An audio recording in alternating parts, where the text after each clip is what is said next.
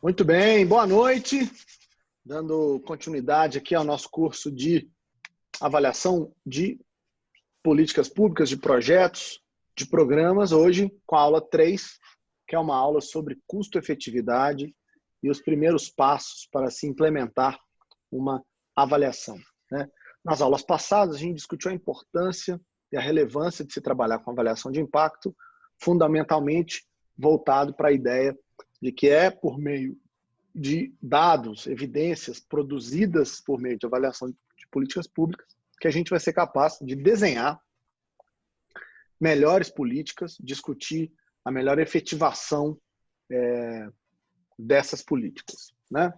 Então, para dar continuidade à conversa que a gente começou na semana passada, eu trago um exemplo que é para discutir com vocês, por exemplo, como é que a avaliação de impacto em relação ao programa Oportunidades, que foi criado lá no México, contribuiu para o debate que acabou gerando uma expansão desse programa para o resto do mundo, né? As duas conclusões mais importantes dessa avaliação foram, primeiro, o programa era bem focalizado. O que é? Nós ainda vamos discutir essa ideia de focalização, mas esse é um atributo fundamental, né? Focalização diz respeito à ideia de que da capacidade da política de atingir, de gastar recursos, de ser voltada especificamente para o público-alvo, né? Se ele atinge, uma política bem focalizada é aquela que atinge exatamente o público-alvo que é o objetivo da política. E segundo, a avaliação também mostra que o programa gerou mudanças promissoras no capital humano das famílias que participaram do projeto. Ou seja, o programa foi capaz de melhorar as condições sociais, as condições que dizem respeito à qualidade do treinamento e da vida das pessoas nas famílias beneficiadas. Para ir para os resultados objetivos, né? Faltou dizer que o programa Oportunidades, para quem não sabe, é o programa que inspirou o Bolsa Família aqui no Brasil. É um programa de transferência de renda voltado para mães pobres e tinha como objetivo alguns condicionantes, né? Que é fazer com que as crianças pudessem ter rendimentos melhores na escola, pudessem ser mais bem cuidadas, mais bem nutridas, e com isso a política reduziria impactos de desigualdade social que porventura pudessem ocorrer, né? Então, o que a avaliação do Oportunidades mostrou no México? Primeiro, que aumentou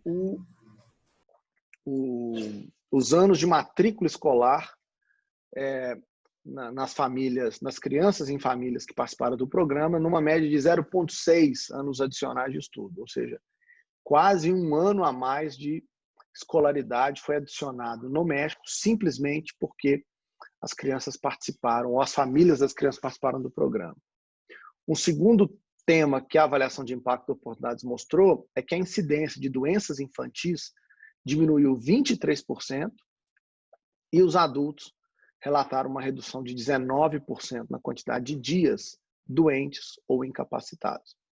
Vejam aí os efeitos diretos e indiretos da política. O objetivo inicial era ver se as crianças se beneficiariam com a política e os adultos também se beneficiaram. Mas vocês devem estar se perguntando, professor, mas por que adulto ficar menos doente é bom? Criança é óbvio, né? Mas por que adulto também é bom?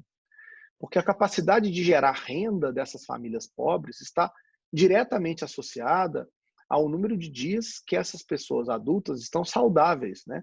Aptas a trabalhar, aptas a desempenhar o seu trabalho. Então, a política sendo capaz de reduzir doença e incapacidade em adultos e sendo capaz, ao mesmo tempo, de diminuir doenças nas crianças, é um resultado muito desejável e que só é possível ser discutido nesse momento porque alguém fez a avaliação correta desses dados. Terceiro resultado dessa avaliação de impacto é que o Oportunidades reduziu a probabilidade de baixo crescimento de crianças em cerca de 1 centímetro por ano para crianças entre 12 a 36 meses. Ou seja, a política garantiu nutrição, né, por meio do recurso, e as mães podendo comprar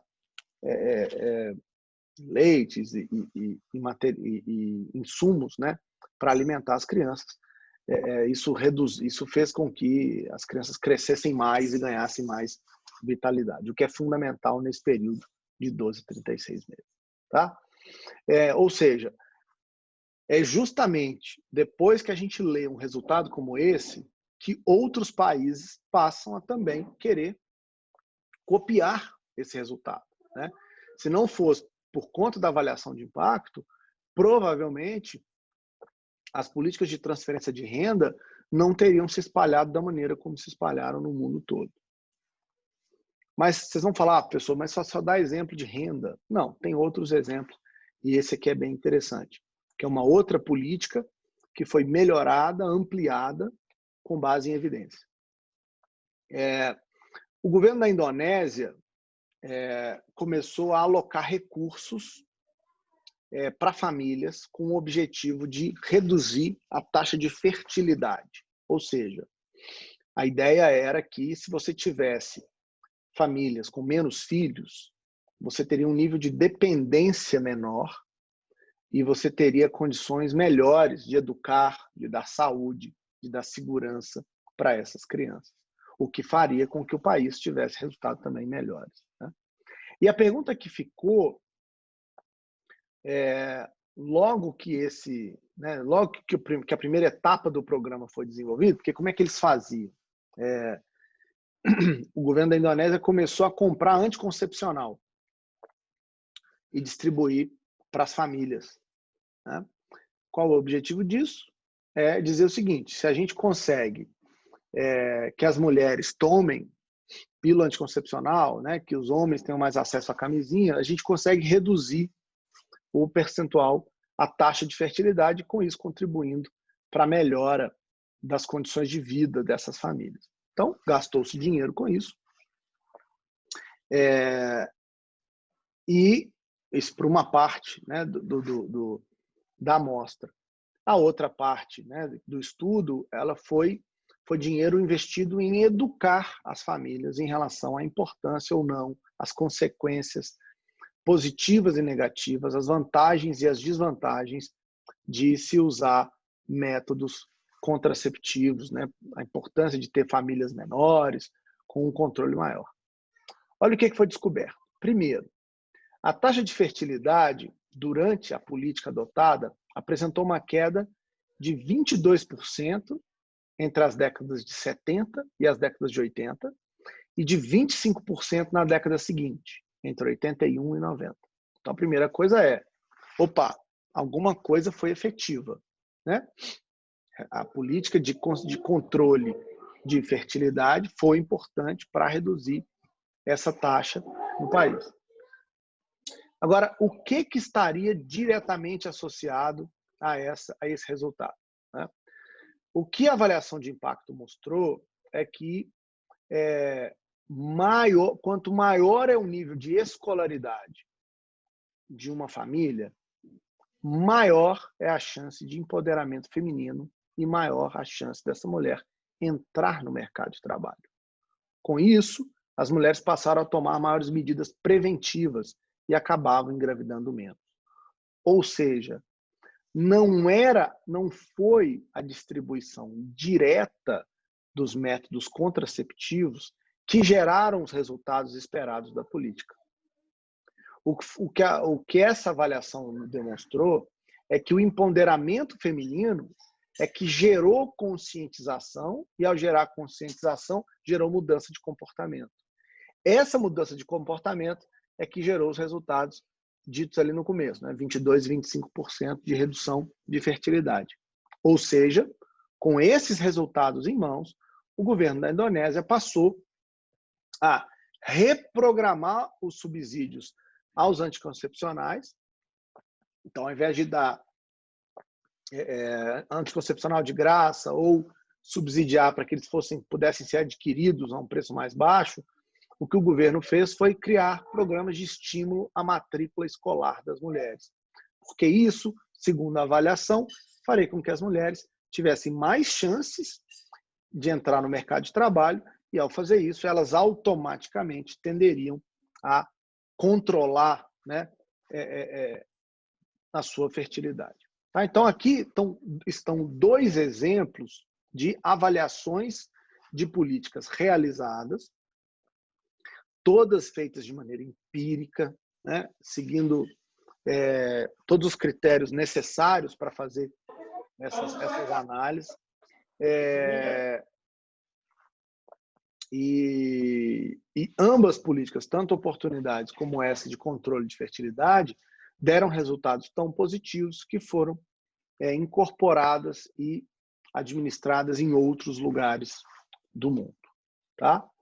Mais uma vez, apenas para reforçar esse ponto, a importância de que as nossas políticas públicas sejam todas baseadas em evidências a partir de avaliações de impacto. Tá? Mas vocês, gestores públicos, precisam ter ferramentas para poder fazer essa avaliação de impacto, né?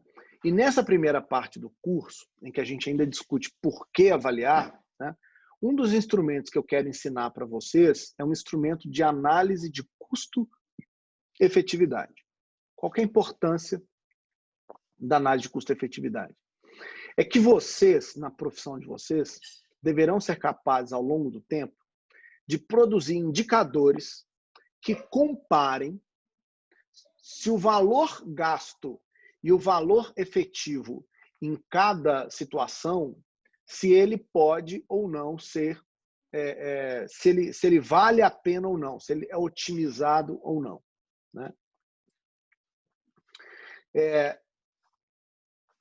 Dado que nós vamos produzir resultados de avaliação, resultados efetivos, né? Qual é a redução na taxa de fertilidade, qual é o aumento na vacinação, qual é o aumento no ano de escolaridade das crianças e por aí vai. Se a gente pegar esses resultados com os resultados de quanto custou a criação desse programa, a gente pode responder a 2 perguntas que são fundamentais para qualquer avaliador, para qualquer gestor. Primeiro, qual é a relação custo-benefício de um determinado programa, né? Para fazer a análise de custo e benefício, a gente precisa estimar o total de benefícios esperados por um programa e comparar com o total de custos esperados. Ou seja, pegar o orçamento imaginado do programa e comparar com a projeção de benefício que ele pode gerar. Tá? A relação entre o custo e benefício feito dessa maneira, comparando o que eu posso ganhar com quanto custa para ganhar isso aqui, ela vai quantificar de maneira monetária, financeira, os custos, os benefícios, e com isso nos dá um prognóstico se os benefícios de uma política ultrapassam os custos de uma política. E aí, vocês, gestores públicos, passarão a ter uma ferramenta criteriosa que vocês vão passar a usar para quê? Para determinar se uma política deve ou não ser implementada, se uma política deve ou não ser expandida. Qual é esse critério? É o critério em que o benefício da política supera o custo dessa política. Tá certo? É nessa relação que vai se dar a tomada de decisão. Segunda pergunta. Como é que as várias alternativas de implementação de um programa se comparam? Também em termos de custo-efetividade. Se vocês têm o mesmo objetivo, reduzir a taxa de fertilidade em mulheres, e você tem 2 opções de política: anticoncepcional gratuito, distribuído, ou investimento em educação voltado para as mulheres. Em que vocês vão investir? Vocês vão investir naquela política que trouxer um benefício maior do que o custo calculado pelo projeto. Ah, Felipe, mas como é que a gente faz isso? Né? É exatamente como eu quero ensinar para vocês agora. E aí eu realmente gostaria que todo mundo prestasse muita atenção. Esse é o tipo de análise simples de ser feita, muito simples, mas que sofistica, moderniza, traz um componente empírico de comparação super importante para o trabalho de vocês. Então vamos fazer essa análise olhando para um exemplo. Né? No Quênia, a ICS, África, International Child Support, implementou uma série de intervenções educacionais para tentar melhorar o nível de escolaridade das crianças. Entre as medidas, as crianças eram tratadas contra parasitas intestinais, né, verme. As crianças recebiam uniformes para que todas elas pudessem ter motivação, animação para ir para a escola, né? E condições iguais, adequadas para ir para a escola. E a ICS começou a dar merenda escolar gratuita em todas as escolas. Né? Então, tem aí claramente um objetivo que é ver se, ao melhorar as condições de estudo das crianças, a gente conseguiria melhorar o desempenho delas. Então, cada uma das intervenções passou por uma avaliação que a gente chama de natureza aleatória. O que é isso? Eu vou ensinar isso, né, daqui a pouco, com mais critério. Mas a gente pega o grupo de crianças, que é foco da política, sorteia quem vai participar de uma política ou não, nesse caso, tomar um medicamento ou não tomar um medicamento. A gente apura o resultado, né, que é comparar o nível de escolaridade depois de um tempo de cada um desses grupos, e aí a gente passa a fazer uma análise de custo-benefício. Tá bom? Então, o que a gente tem aqui? Ó? A gente tem dois grupos de crianças. O primeiro grupo não tomou o medicamento. Ele é composto por 10.250 crianças no Quênia.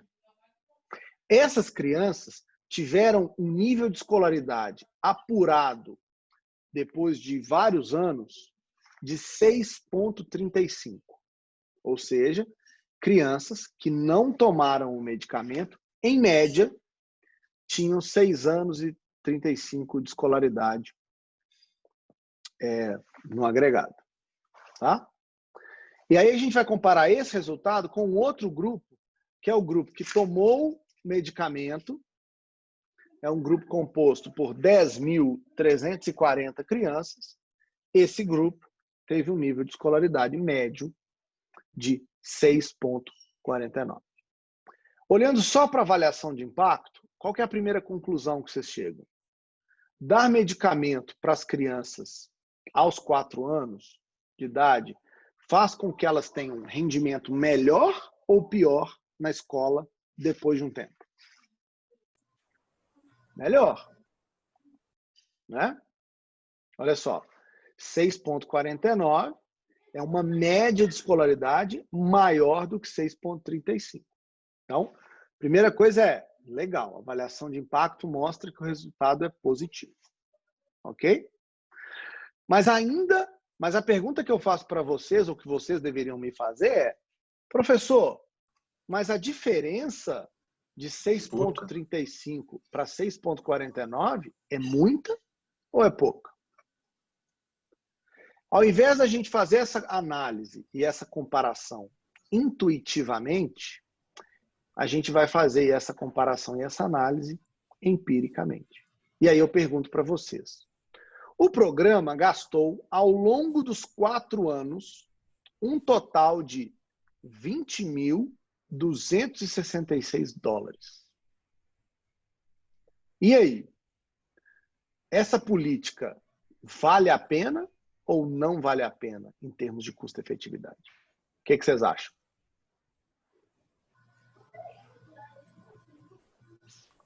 A grosso modo, parece que a evolução é pequena, né? Mas o investimento também é muito pequeno. Você está falando aí de $5.000 ano para alcançar 10.000 crianças. Esse resultado já é em dólar, $20.000. E aí, gastar $5.000 por ano para aumentar 0,5 14? Vale a pena ou não? O que você acha, Tatiana? Tô tentando imaginar também, mas no mesmo pilar do Juan também. Acho que pensar que política que se investisse $5.000 ano teria um resultado melhor do que essa. Não sei se teria. Essa também é uma boa maneira de comparar, Arthur. Essa é uma boa maneira Talvez de comparar. uma melhora na alimentação das crianças, né? Talvez se investisse em reforço escolar, ou ao invés de merenda, talvez fosse mais legal, não sei. Mas tá vendo? O que o Juan está fazendo é o que todo mundo faz de maneira intuitiva. Quer dizer o seguinte, aumentou 0,14. Qual que é a primeira impressão? Ah, não, isso é bobagem, essa política ainda não deu resultado nenhum. Se tivesse feito outra coisa, por exemplo, reforço escolar, talvez o resultado teria sido melhor. O que eu quero que vocês passem a fazer daqui para frente é não mais discutir esse tipo de problema de maneira intuitiva.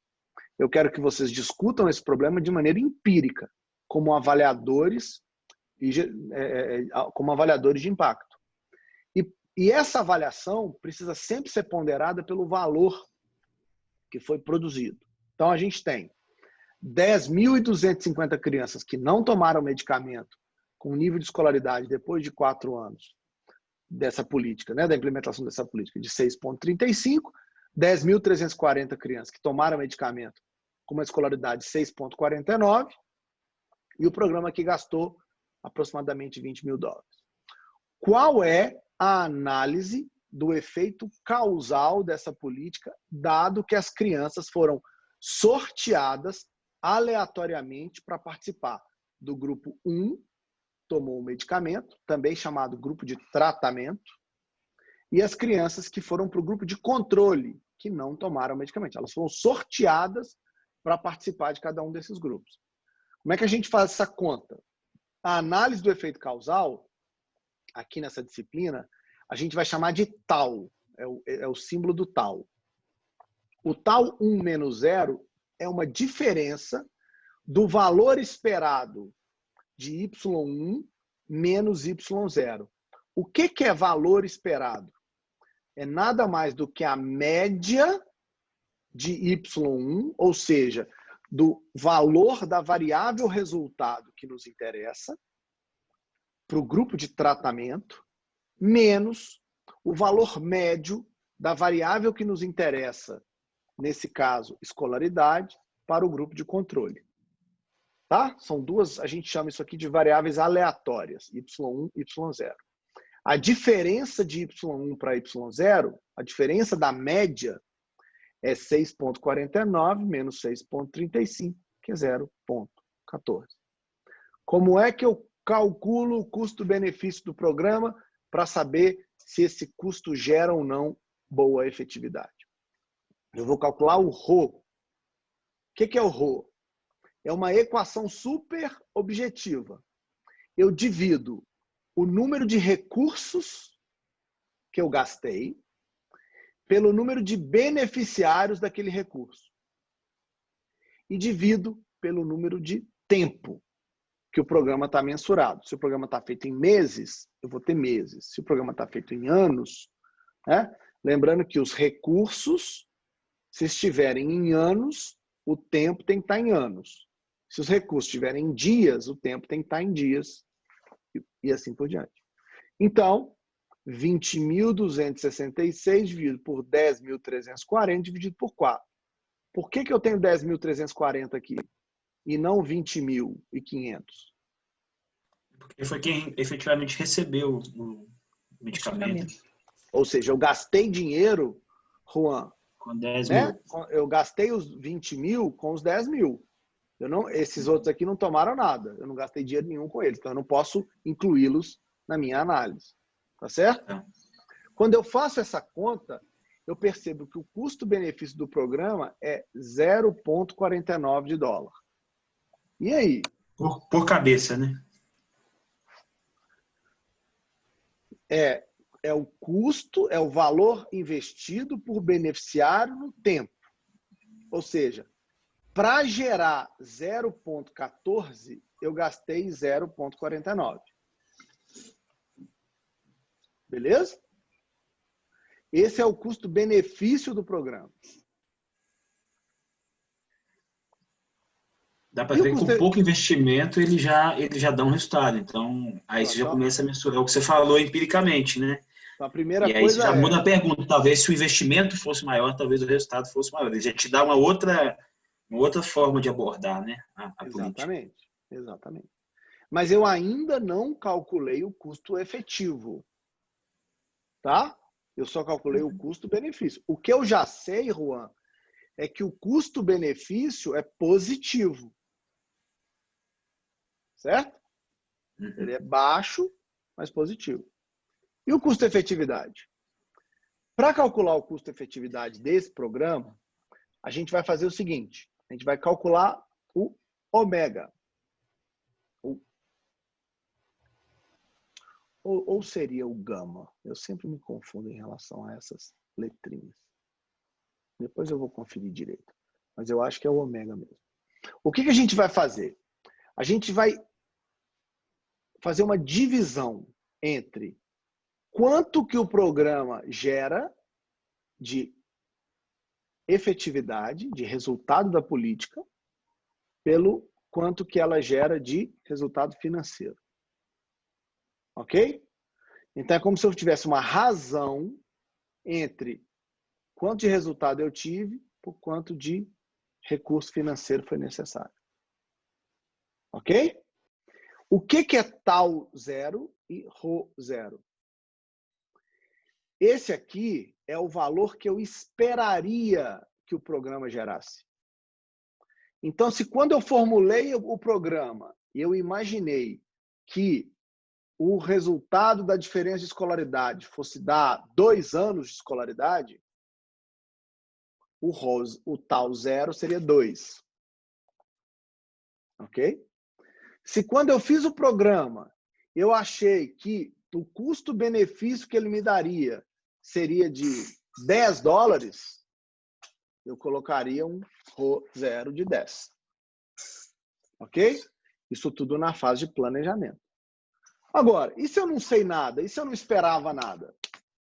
Nesse caso, eu vou assumir um tal zero igual a zero e um rho zero igual a zero. Porque eu não fiz nenhuma estimativa do que eu esperaria.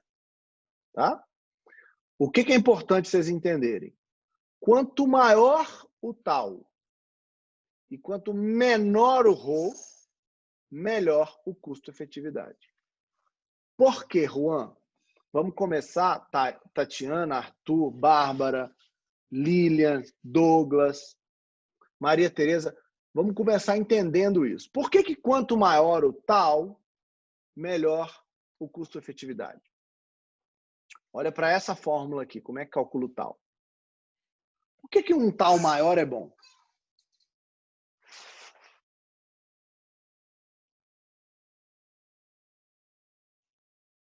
O que o tal significa? Então, é a diferença, né, do lado do resultado. Quanto ele foi positivo ou não. Não seria isso? O apurado, o valor apurado depois dos 4 anos. Esse é o Mas é o tal. valor apurado de quê? A Da política que você escolaridade. trabalhou. Da variável que me interessa analisar como consequência da política. Nesse caso, anos de escolaridade. Tá. Então, quanto maior foi isso aqui, quanto maior for o tal, maior a efeito ela teve, né? Quer dizer, teve um efeito gigante. Mas aí a segunda pergunta é, mas será que eu tive que gastar muito para gerar esse resultado ou eu tive que gastar pouco para gerar esse resultado? É isso que o custo-efetividade vai fazer. Essa análise comparativa que ele vai fazer. Agora eu pergunto para vocês, por que o custo-benefício, quanto menor ele for, melhor é o custo-efetividade? Você gastou menos por... Recursos utilizados, né? Quanto menor... Mas por que nesse caso menor é melhor? Nesse caso tem uma justificativa específica. Quanto menor for o rho, mais barato foi o gasto que eu tive que fazer por beneficiário por ano. Todo mundo consegue ver isso? Quando eu divido os recursos pelos beneficiários e depois pelo tempo, Eu estou basicamente dizendo que quanto menos o RO vai te dar, quando ele for menor, é porque você precisou de menos recursos para mais beneficiários em mais tempo. Isso é Ciência do programa? Quem está falando? Clarice. Isso aqui te dá o custo-benefício do programa, que é quanto que eu tenho que investir para ter o retorno. Quer dizer, quanto que eu tenho que investir por pessoa. Quanto no caso menor, é o grau de eficiência. é o grau de eficiência da política. Quanto menos eu tiver que gastar para ter um resultado maior, melhor. Então, repito, o custo-efetividade é uma razão entre o que eu gastei por beneficiário no denominador e quanto que esse gasto me deu de resultado no numerador. A relação entre essas duas variáveis é que te dá o custo-efetividade. Nesse caso, o ômega, que é o custo-efetividade, vai ser 0,14 menos 0, porque eu não estou assumindo nada a priori, dividido por 0,49. Importante lembrar o quê? Quem se lembra ainda matematicamente, o que significa esse símbolo aqui? Alguém lembra? Ninguém lembra do que significa esse símbolo? Módulo. O módulo de uma variável é sempre o valor positivo de uma variável. Ou seja, no denominador, mesmo que dê negativa a diferença entre ρ e ρ0, o resultado final vai ser sempre positivo. Porque eu estou fazendo um módulo da diferença. Em cima, não. Em cima eu posso ter negativo, sem nenhum problema. Ok? E aí? O custo-efetividade é 0,29. O que isso aqui quer dizer? Vamos imaginar que isso aqui tenha dado... Essa é a hora que falta um quadro para um professor. É a parte da aula que eu sempre planejei para dar no quadro. E aqui eu vou ter que mudar um pouquinho. Mas imagina que isso aqui tenha dado 1. O que ia significar? Se o ômega deu 1. E aí?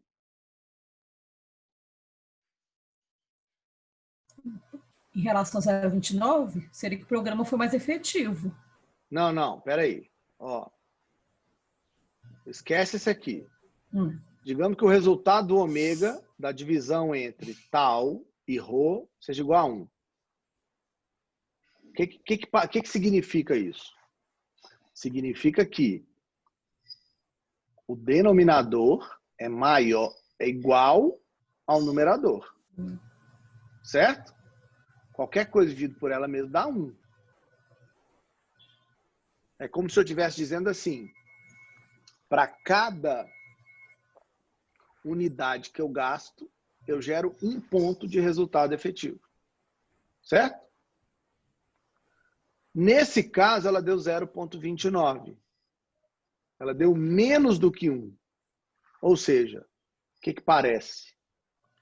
Parece que no final ela não é tão boa assim, porque ela teria que dar maior que 1 para ser real, ou não? Ou seja, o que a gente está buscando... É um resultado maior que 1. Quem quiser fazer pergunta, levanta aquela mãozinha no azul que tem aí no canto, que aí eu dou a palavra, vai ficar mais fácil. Mas o que a gente está buscando é uma política que tenha alto grau de efetividade com o menor custo possível, concorda? Isso aqui, maior grau de efetividade com menor custo, significa ter um W maior do que 1. Que é o ideal, nesse caso. Que é o ideal. Ok? Toda vez que ele der menor que 1, então, não é interessante. Toda vez que ele for menor do que 1, o custo supera a efetividade. Benefício. Com isso, você tinha razão, Juan, quando você disse no começo que, de fato, parecia não ser uma política boa. Tinha um resultado muito pequenininho. Uhum. 0,14. Mas ela pode te gerar o equívoco de querer gastar mais na política para que ela seja efetiva e a gente cairia no mesmo erro. Seria só mais um desperdício de recursos, que deve ser o Perfeito. problema de muitas políticas que a gente tem aí, Juan, que perfeito. aumentam o investimento e porque Perfeito. não é testado, aumenta o investimento e acaba não sendo efetiva de novo com um gasto maior de recursos. Isso era exatamente a conclusão que eu gostaria que vocês tivessem chegado. Fico feliz, Juan, que você tenha manifestado isso. Por quê? A análise de custo-efetividade, ela nos permite levar a discussão sobre política pública não para o campo do gastar mais ou gastar menos. A política pública, o programa social, o projeto social, ele tem que ser calculado a partir da sua capacidade de investimento, mas de geração de resultado. Porque não necessariamente mais investimento significa mais resultado relativo. É claro que você teria um resultado melhor porque você gastou mais dinheiro, porque você poderia alcançar mais crianças. Mas do ponto de vista da comparação entre a eficiência e o custo, da efetividade e o custo, não necessariamente chega nesse resultado. Tá claro para todo mundo? Eu quero ir para o exemplo 2. Vamos para o exemplo 2. Olha lá, a outra política que nós comparamos. Né? Vocês lembram lá no começo que eu falei, lá no International Child Support, fez 3 coisas. Tratar os vermes dos meninos, dar uniforme para os meninos e dar merenda escolar. Nós já vimos que o verme tem um custo-efetividade menor do que 1. E o uniforme? Olha lá. Quem recebeu o uniforme, a gente viu um aumento na matrícula escolar, né? A gente viu, aliás, um nível de matrícula escolar de 76%. Quem não tinha uniforme, o nível de matrícula era de 59%. Ao longo de 5 anos, o programa gastou mais de 5 milhões de dólares. $1 milhão por ano para implementar o uniforme. Então, ou seja, quando a gente faz a análise do efeito causal, o efeito é maior, né? Sai de 59 para 76, mas o valor também é muito mais alto. Né?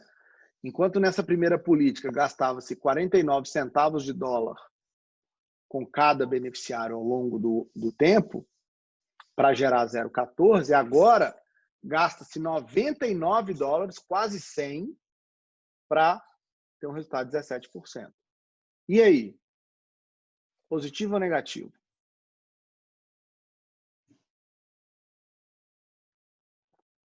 Quando eu faço o cálculo do custo-efetividade... Menor ainda, né? Isso é muito interessante. Ou seja, Juan, não é gastar mais que significa ter melhor resultado. Esse é o meu ponto. Né? Gastou-se muito mais nesse caso.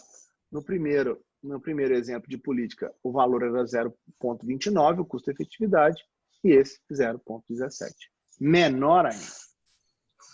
Tá certo? De repente, essa política ela pode influenciar em uma melhora de outra variável, mas não a de tempo de escolaridade. Né? Ou a matrícula, que é o que a gente queria observar. Uhum. Né? Mas, de novo, é preciso comparar esses resultados. Né? E aí eu venho e pergunto para vocês, se vocês tivessem que fazer uma análise, olha que consultoria bacana que vocês podiam estar dando nesse momento, apenas usando o custo-efetividade. Se vocês tivessem que fazer uma análise entre a política de remédios e a política de uniformes, como é que essa análise seria feita? Bastando ter esses indicadores, o número de beneficiários, o efeito gerado, o valor gasto por pessoa por tempo e o custo-efetividade.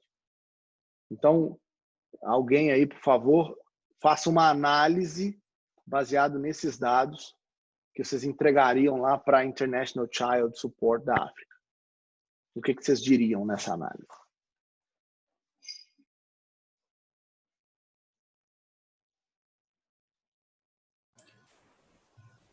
Fala, Tati. Que em tese o uso de remédios é muito mais efetivo, né? No tempo que foi proposto para o programa e Apesar que um está medindo a questão da matrícula, né? E o outro é a questão é que o Anos de uniforme escolaridade. é a escolaridade, né? Mas aí poderia dizer se não são duas variáveis diferentes que eles querem alcançar? Tatiana, pronto, você chegou na dúvida que eu queria. E aí? São duas políticas diferentes avaliando dois resultados diferentes. Como é que faz para comparar? Para fazer Fala, uma Raul. comparação, beleza? Para fazer uma comparação tem que pegar variáveis, tem que pegar resultados congruentes e políticas diferentes para o mesmo resultado, já que é um para cada um, não tem como fazer uma comparação muito boa. Quem discorda do Raul? Ou quem concorda com o Raul?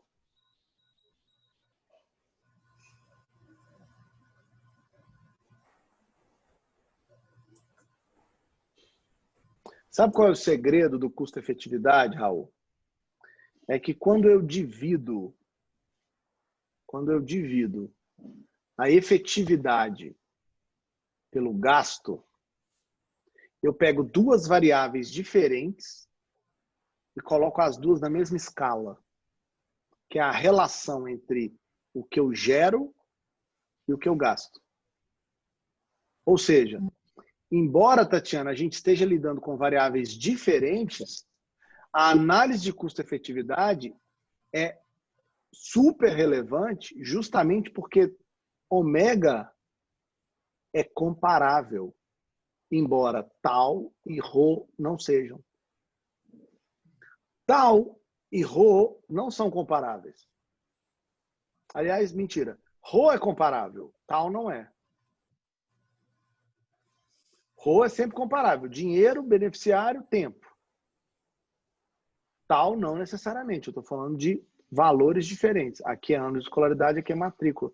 Mas quando eu divido, Raul, tal por rho, ômega é comparável. Dá para falar que a política de remédios ela é mais efetiva, sim, do que a de uniformes. Exatamente.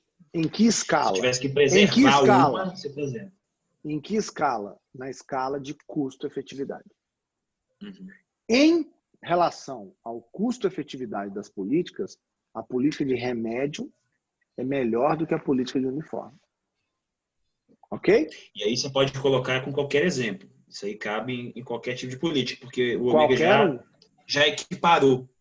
Não é isso? E esse é o objetivo dessa metodologia. É dar para você subsídios para fazer uma análise que possa comparar, independentemente da variável de interesse, políticas diferentes numa mesma escala. Então, imaginem vocês um departamento de avaliação de impacto construído numa prefeitura. Esse departamento podia pegar políticas de saúde, de educação, de segurança, de alimentação, de moradia e comparar todas elas em termos de custo-efetividade e mostrar, não só para o prefeito, mas para todos os moradores, em qual política dá o melhor resultado dado o valor investido nelas. E Isso, qual valeria a pena investir, né, no momento, exatamente, diante do orçamento, né? Já que você tem um orçamento pequeno, você vai ter que cortar gasto. E aí? Onde é que você vai tirar o gasto? Daquele lugar em que o custo-efetividade é menor. Gente, vocês vão me desculpar. Se isso aqui não for revolucionário, eu não sei o que é. Por quê? Porque é muito simples. É muito simples. E deveria ser implementado e conhecido por todo e qualquer gestor público do Brasil e do mundo. Porque isso aqui é um critério para comparar resultado com gasto, que no fundo é o que a gente quer fazer sempre. Ficou claro? Felipe, só uma... Fala, Clarissa. Mas assim, comparados entre si, a de remédios vale a pena. Mas não necessariamente elas valem a pena no geral, se comparada a um. Então, essa é outra, aliás, ótima ponderação, que eu tinha esquecido de comentar isso, Clarissa. Quer dizer, na comparação do remédio com o uniforme, eu fico com o remédio, já sabendo que ela não é uma política eficiente. Ela é uma política ineficiente. Porque o resultado que ela gera é menor do que o gasto que eu tenho que gerar para aquele resultado. Ou seja, em si, ela é ineficiente. Agora, quando você tem dois problemas, você tenta ficar com o menos pior. Não é isso? Sim. É isso que eu estou mostrando aqui. Mas aí, Clarice, você tem que me perguntar assim, professor, mas eu não quero uma política ineficiente. Muito bem. Então, a análise de custo-efetividade vai servir também, além de fazer comparação entre diferentes opções de políticas, também vai servir para você poder dizer o quê? Você chegar lá para o cara que inventou a política e falar assim, sua política está ruim, viu? Pode tratar de torná-la mais eficiente. Você pode melhorar a sua política, ela pode ser melhor do que ela está sendo, dado o volume de gasto que a gente tem. Então, ela tem duas funções. Uma é saber quão eficiente ela é.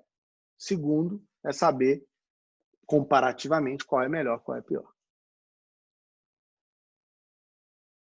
Está claro? Perguntas e dúvidas sobre isso?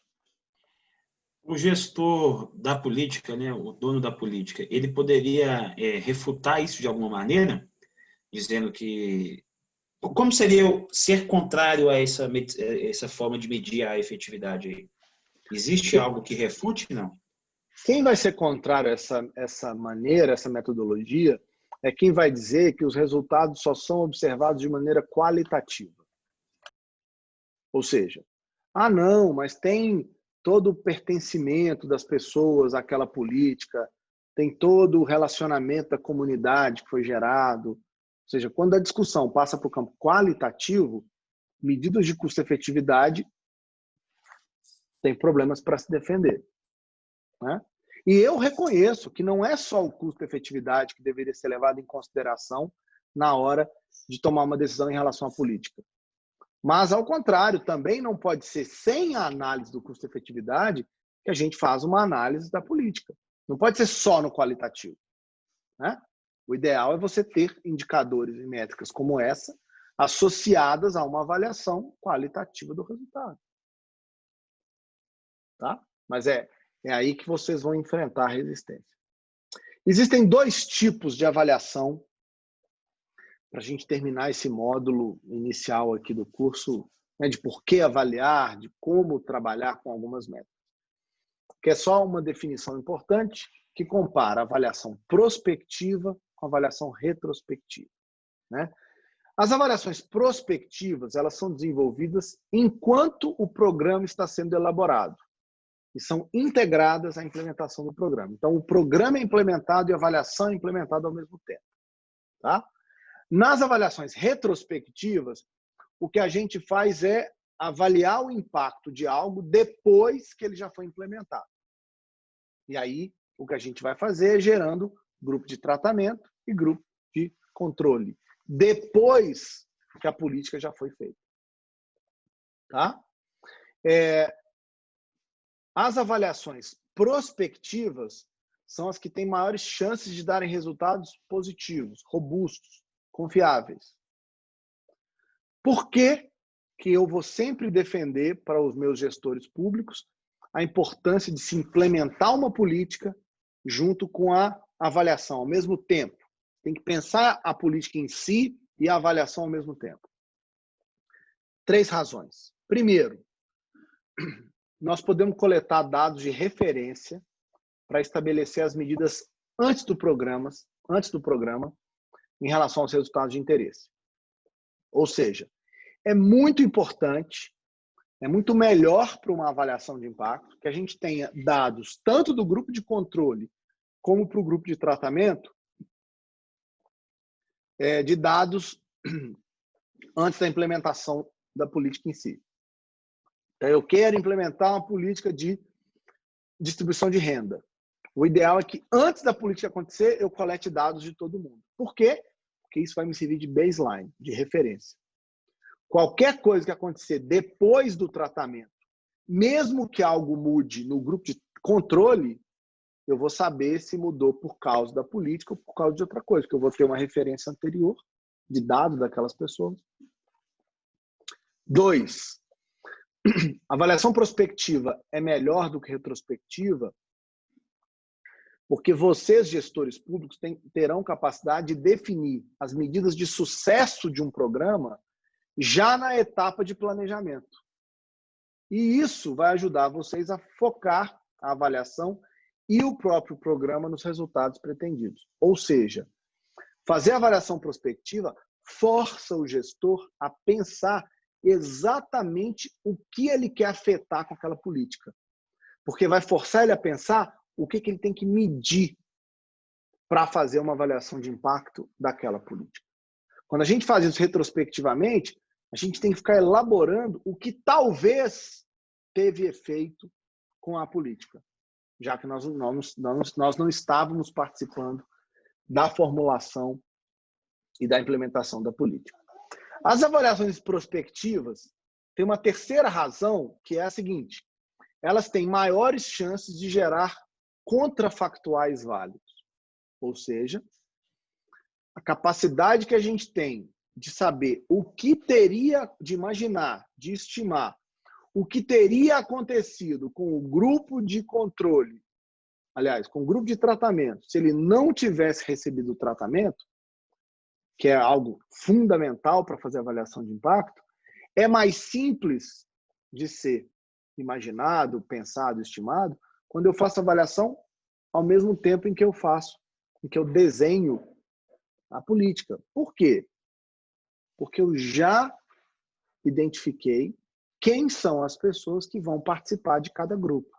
Com isso, eu consigo ver melhor e imaginar a vida daquela pessoa, os dados daquela pessoa, caso ela não tivesse participado do tratamento. Ok? Então, a minha defesa, além do custo-efetividade, é para que vocês, gestores públicos, gastem tempo e se esforcem não apenas em vender consultoria e análise para políticas do passado, mas que todas as vezes que vocês forem convidados a elaborar uma avaliação, forem convidados para elaborar e formular uma política, que junto com elas vocês possam construir também um desenho de pesquisa de avaliação. Nesse formato, vocês têm vantagens em relação ao formato em que você olha o que aconteceu no passado. Ok? E as vantagens estão aí descritas. Perguntas? Dúvidas? Questionamentos?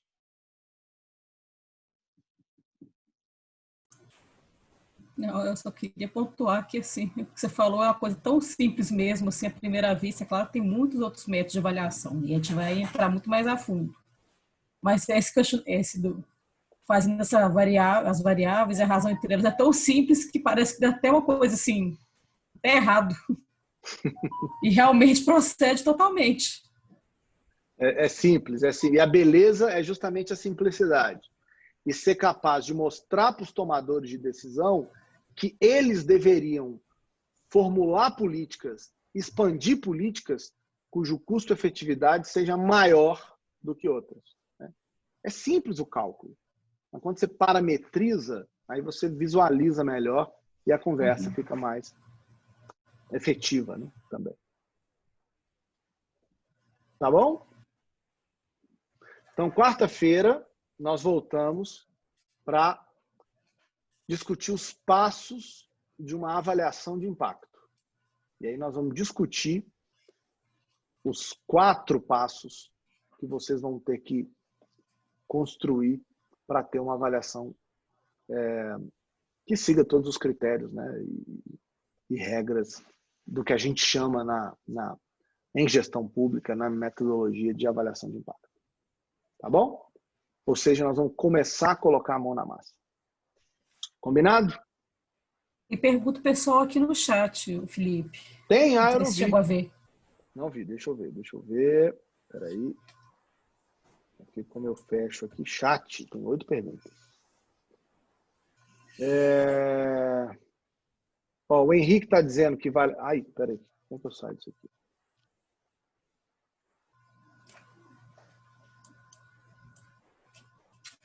O Henrique está dizendo que investiu-se só 0,50 centavos em cada criança por ano. Ele achou que vale a pena. Como eu mostrei, Henrique, vale mais a pena do que o caso dos uniformes. O Raul está me ajudando, dizendo que é Omega mesmo. Então, obrigado. Essas coisas sempre confundem. E aí o Henrique está perguntando uma outra coisa, que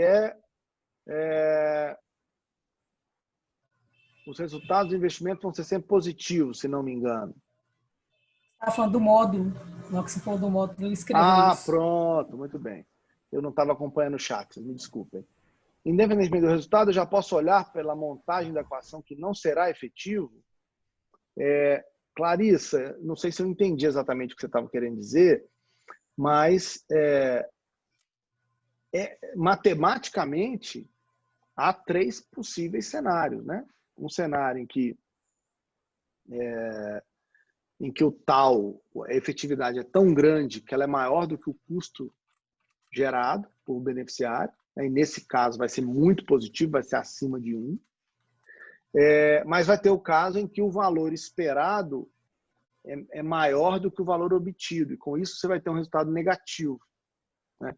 De modo que o custo-efetividade também pode ser negativo em relação àquilo que seria esperado. Tá?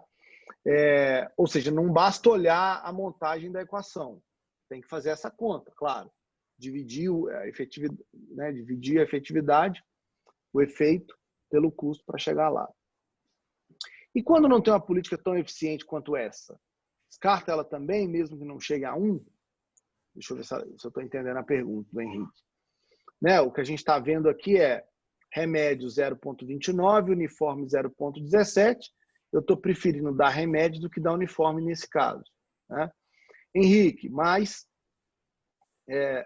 se a gente tiver políticas muito ineficientes, por exemplo, políticas cujo ômega é 0,0001, 0,002, mesmo na comparação com outras, se esse é o nível de política que a gente está trabalhando, eu descartaria sim, porque a efetividade seria muito baixa. Tá? Eu acho que não vale a pena trabalhar com políticas com custo-efetividade tão baixo. E aí o Henrique pergunta qual texto trata desse indicador de custo-efetividade. No livro, né, de avaliação de impacto, que é a referência da disciplina, vocês verão lá a discussão em relação a isso. Né? Eu posso também, se vocês quiserem, incluir, existe um texto em inglês que discute esse custo-efetividade, em português eu não conheço, e eu também posso dar a referência a um livrinho assim, bem bacana sobre avaliação de impacto, eu posso também disponibilizar lá no Moodle para vocês depois. Tá bom? E aí, no final, o Henrique agradece a Tati, porque foi ela que eu também agradeço, que me mostrou que tinha gente no chat. Tá bom? Obrigado a todo mundo. Voltamos a nos falar na quarta-feira. Juízo, espero que vocês fiquem bem. Falaremos. Obrigado, Tati. Obrigado, Caio, Juan, Lilian, Catherine, Sofia, Nayara, Michele, Hugo, Bárbara, Arthur. Valeu demais, gente. Até quarta-feira. Professor.